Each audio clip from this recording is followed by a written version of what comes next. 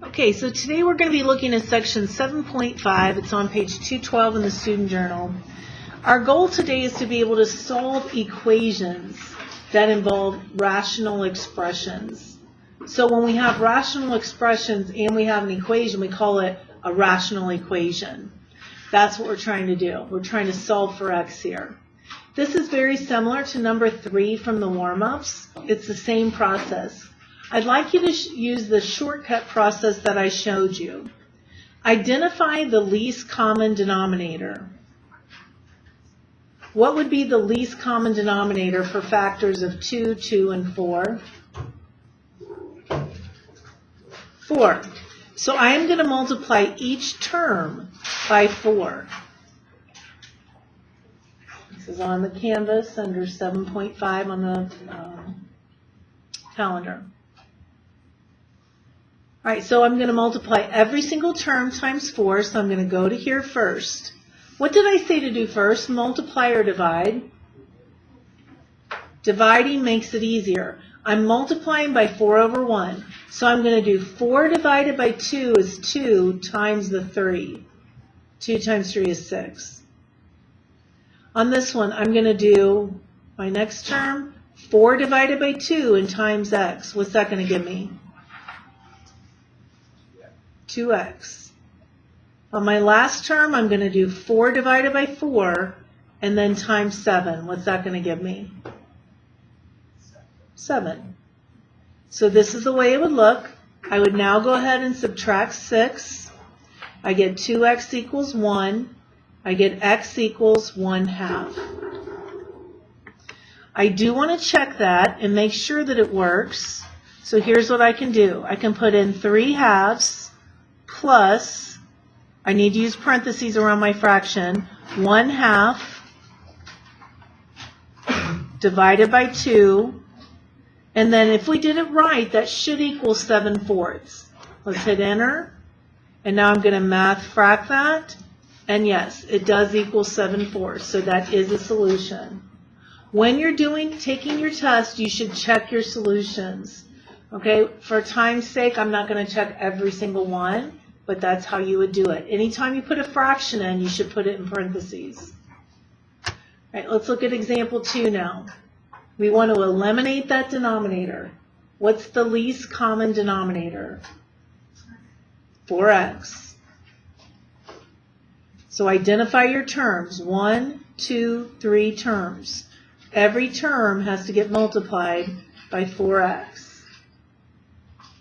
All right, so what about the first one then? I could do 4x times 3 and then divide it by 2. We'll do that way. It's easy. What is 4x times 3? Divided by 2, 6x. Go to the next one. What is 4x times 4? Divided by x, 16. Go to the last one. Let's divide first on this one. 4x divided by 4 would just be times 7. Okay, and then to finish, we just have to subtract 6x. And so x is going to be 16. I could quickly plug that in. That's going to be 3/2. 4 over 16 is 1/4. Get a common denominator. 6/4 and 1/4 is 7/4, so it works. Okay? All right, let's go to the next page. This is like what we did on number 2 in the warm-ups. How did we do a problem like this in the warm-ups? What did we do? Cross-multiply. We can only cross-multiply when we have one term on the left and one term on the right. And that's what we have. So we're now going to multiply these and these. Now, here's the mistake. People say when they multiply this that it's 5x plus 8. Wrong. What is it? Right. It has to be 5x plus 40. When I multiply this way, what's it going to be? Good. And so now just solving this, I'm going to subtract 4x. I'm going to subtract 40. And x should be negative 54. We're not going to take time to finish that. All right, let's go ahead and start this one. What do we get when we multiply this way? and this way. How do I solve a problem like that? What do I have to get a set equal to? 0. So I'm going to have to add 4x and add 4.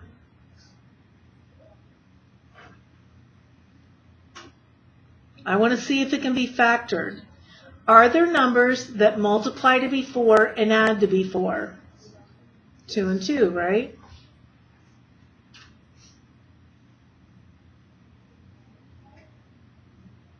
So what's our solution then? Just -2. I could plug it in and check. -2 divided by -1 would be 2. -4 divided by -2 would be 2. So it checks out. That works. What would I have done right here if this did not factor? What would I have to do? Quadratic formula or complete the square, one of those two. All right, let's take a look at number 3. Can you multiply these quickly? Can you think what you get if you do x minus 3 times x plus 2? X squared, then what? It'd be a positive 2x and a negative 3x, so it'd be minus x, and what else? You have to FOIL that, right? Everybody understands that? Okay, what about when we multiply these two?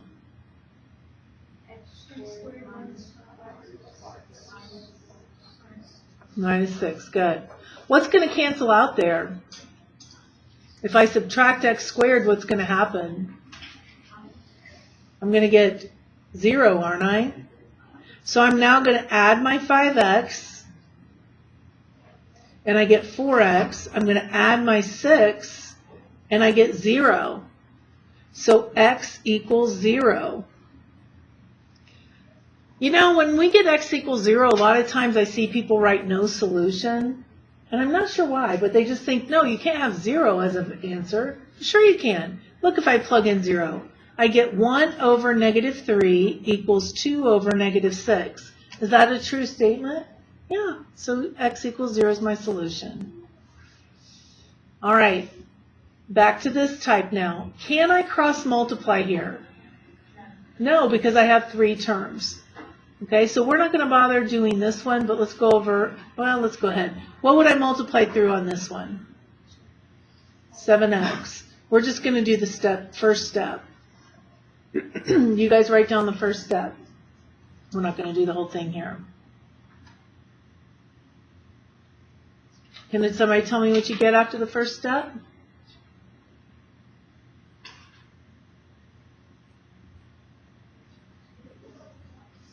(4x), then what? Equals 42 or 42x? Right. Okay, and then we could go through and solve it. All right, let's look at this one now. What would our common denominator be on this one? X plus 1 and x plus 2. So every term has to get multiplied by x plus 1, x plus 2. I like putting those in parentheses. So how many terms do we have? 3. Every one of those has to get multiplied by that.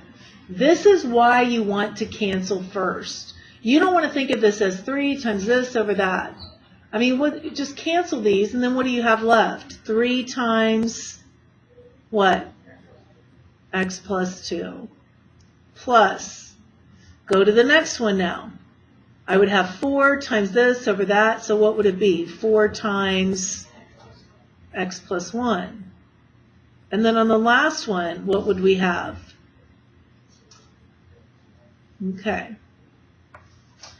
And now you just have to be careful to make sure you distribute it correctly. You guys go ahead and finish that one on your own.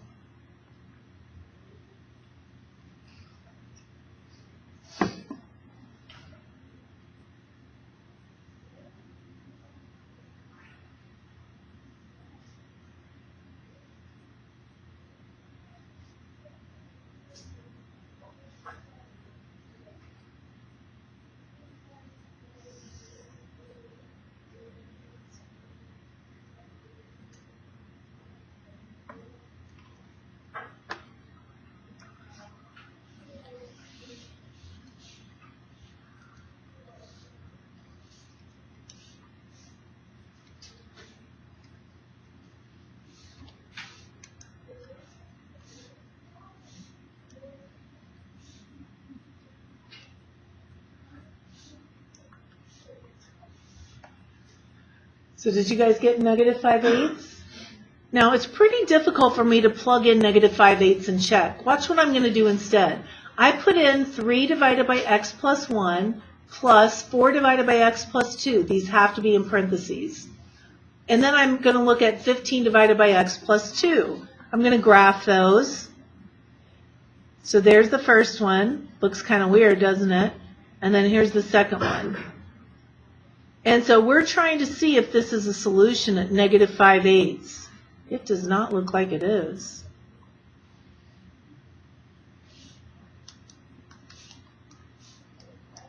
Here's what I'm looking for. Okay, so when I plug negative 5/8 into the blue one, I get this answer. I have to see if I get the same answer when I plug into the red one.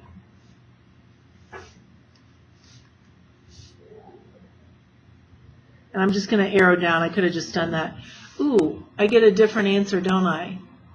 So in this case, this is not going to be a solution. Wasn't that different than the other one? Oh, no, no, no. Never mind. It's the same. I just couldn't see it.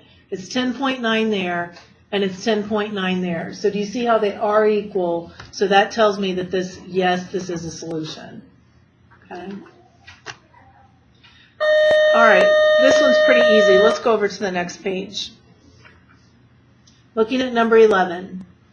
Here's a denominator, here's a denominator. What do you think we need to do with this one? Factor it. Set up your double parentheses. X and X, what are numbers that multiply to be 10? Yep. All right, so here we go. We've got 1, 2, 3 terms. What's our common denominator? Good. Every term has to get multiplied by that. All right, I'm going to go kind of slow up here. Do it on your own.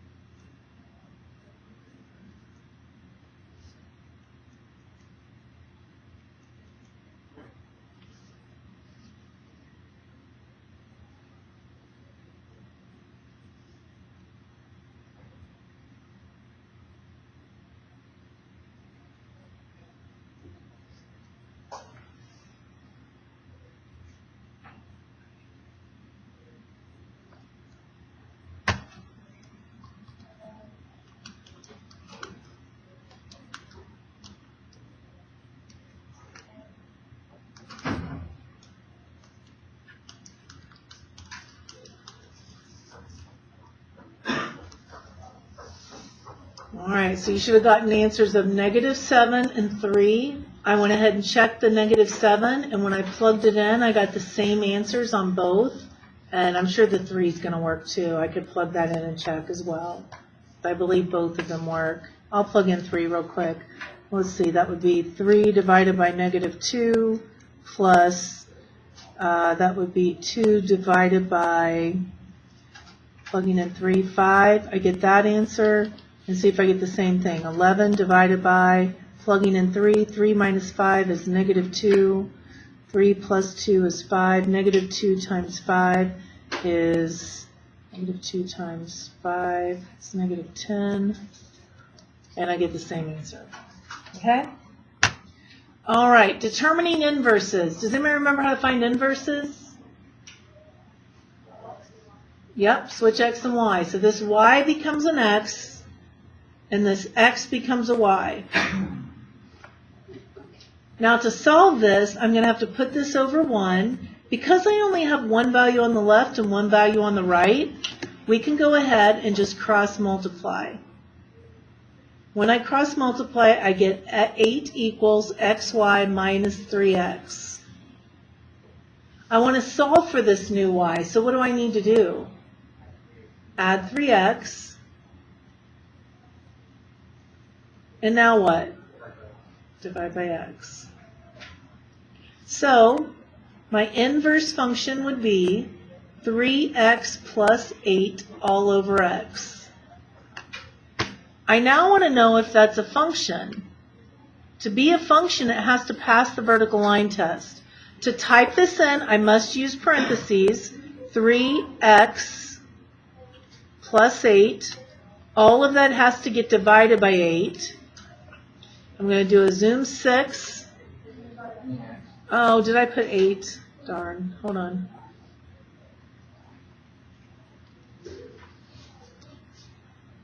Okay, so here's the way it looks. And I just checked to see if it passes the vertical line test, and it does. So yes, it is a function.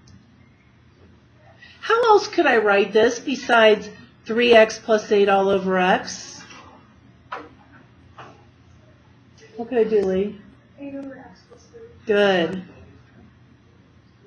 Do you guys see how she got that? 3x over x is just 3, 8 over x. Those both are getting divided by x.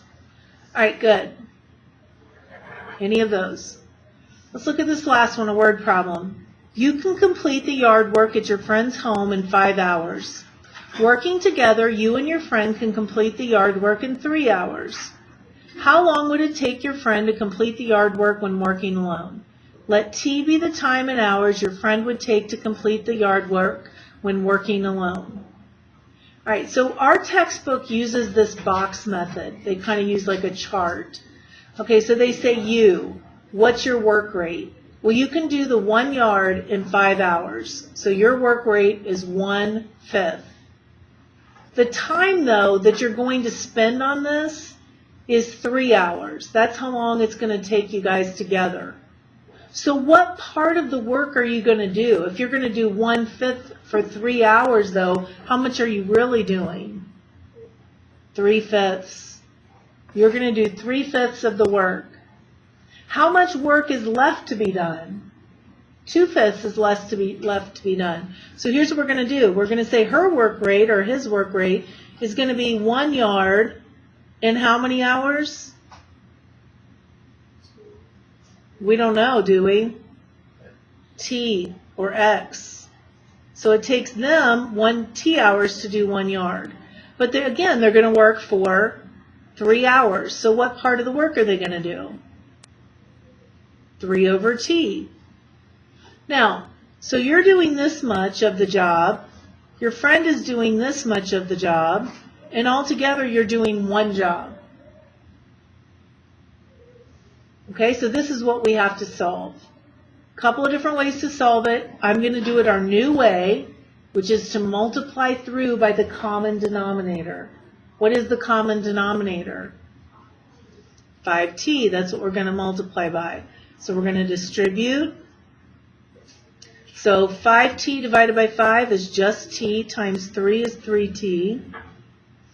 5t divided by t is 5, times 3 is 15, equals 5t. Solve it and tell me how long it takes the friend.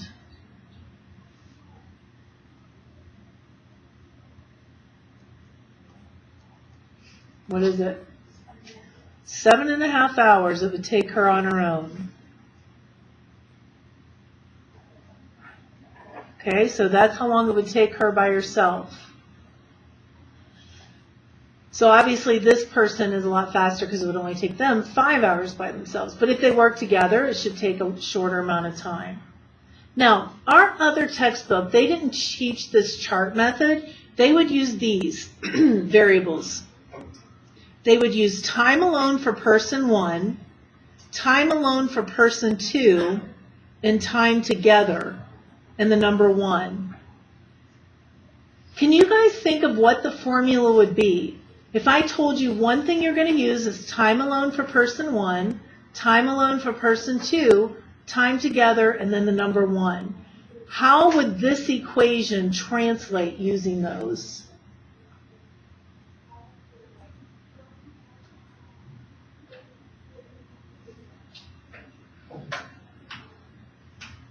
What would the equation be in terms of all of these? What do you think, Jenna? TT over TA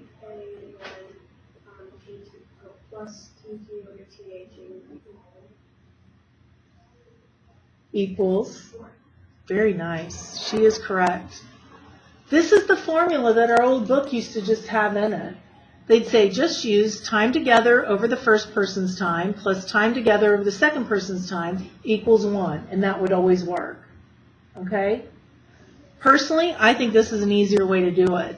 But because if you look in your book, they're going to be explaining it this way, I just wanted you to see it both ways. All right? But I just remember TT over TA plus TT over TA equals 1. Any questions? All right.